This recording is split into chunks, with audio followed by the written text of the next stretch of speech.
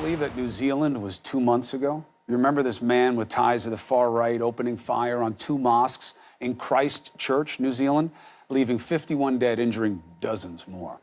Another hater, that's what he was, but he did something uniquely evil. He broadcast the massacre live on Facebook. Fewer than 200 people, we're told, watched the attack live. Facebook says it removed it 29 minutes after it started. Within 24 hours after that, users attempted to re-upload it 1.5 million times. Judge that for what you want. The interest and reach aside, New Zealand's prime minister saw a need to regulate such online extremism, and she asked the world to join her in a pledge. When it came to the way that this attack was specifically designed to be broadcast and to go viral, well, responses to that needed a global solution.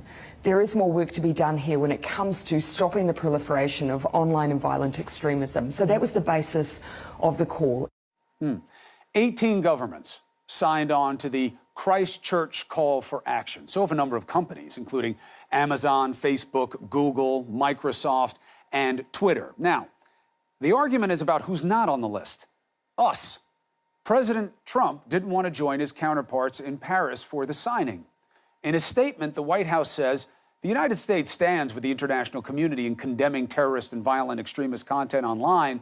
We agree with the overarching message of the Christchurch call for action. But then it goes on to say the United States is not currently in a position to join the endorsement.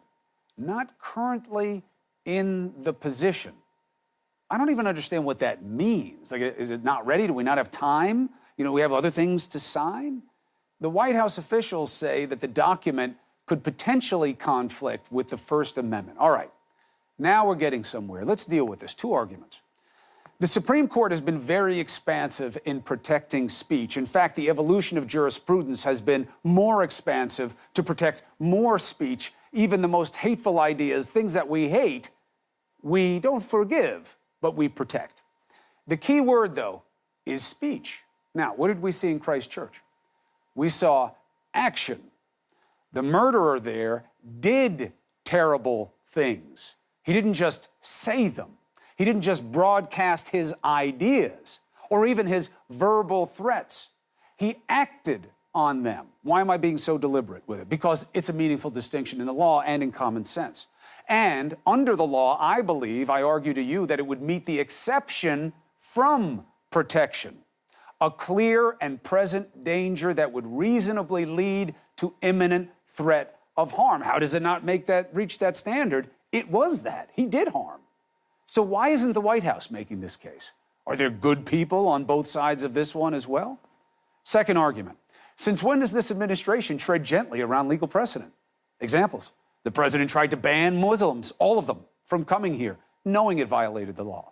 The emergency declaration we've been talking about tonight clearly abuses past precedent of what was a reasonable application of that 1976 statute. But he did it, right?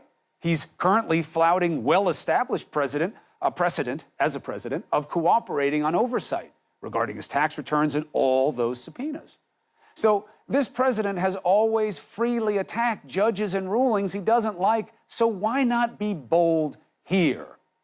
I do not see the legal limitation. I don't see it. Why not sign on? What is it? Why would this president not want to stop people from broadcasting violent acts? The most concerning point to me is he won't make the case to you. The White House won't come out and talk about it. They pushed it to the side, and I don't get it. I'm not making an assumption. I'm not trying to jaundice your perspective on this. I want it addressed by our people in power. It matters. It's not about speech.